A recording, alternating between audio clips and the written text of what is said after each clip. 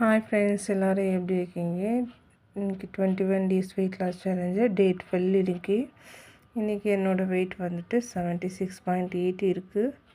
So இப்போ காலையில் வந்துட்டு ஒரு 6 மணி போல் நான் ஜீரக கஷாயம் கொஞ்சம் லெமன் போட்டு எடுத்துக்கிட்டேன்.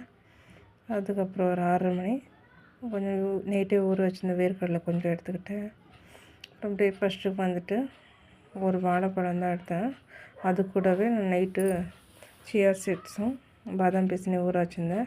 ரெண்டுத்தையும் கொஞ்சம் கொஞ்சமாக போட்டு அதுக்கப்புறம் வந்துட்டு ஒரு டீஸ்பூனு ஃப்ளாக் சீட் போட்டு மிக்ஸ் பண்ணி தான் நான் காலையில் பிரேக்ஃபாஸ்ட்டுக்கே எடுத்தேன்.